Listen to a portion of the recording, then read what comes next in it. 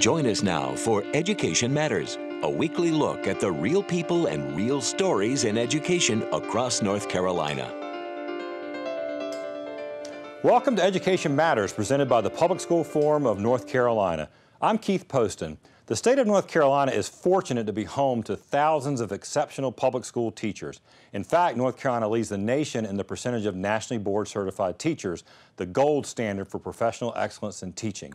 This week on the show, you're going to meet three rock star teachers. Now, there's no doubt they'll protest that description that I use, but first we have the 2019 North Carolina Teacher of the Year, Mariah Morris from Moore County, and then we're going to discuss developing teacher leaders with 2018 North Carolina Teacher of the Year, Freeburg McKinney, and the 2018 Western Region Teacher of the Year, Julie Page Pittman.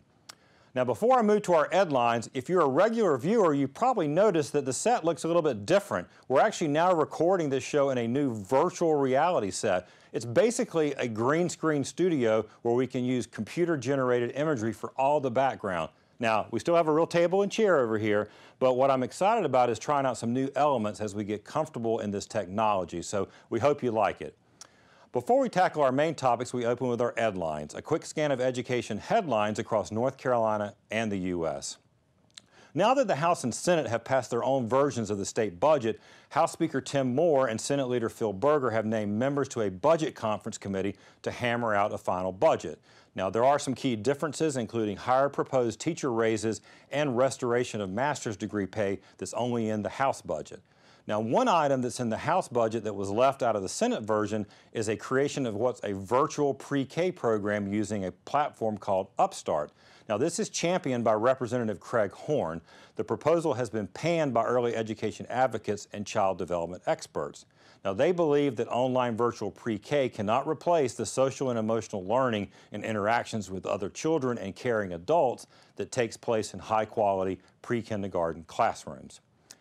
The number of charter schools in North Carolina has now eclipsed 200 after the state approved 10 new ones last week. That number has actually doubled since 2011 when the General Assembly lifted the cap. Now, critics say the rapid growth of charters has exacerbated resegregation and siphoned money from district public schools.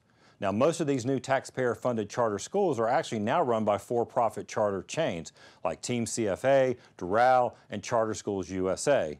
1/5 of North Carolina's charter schools are now operated by for-profit companies, 80% of them headquartered out of state. Now remember, you can visit the Public School Forum's website at ncforum.org, click on Education Matters, and read more about each of these EdLines as well as all the other topics we cover each week.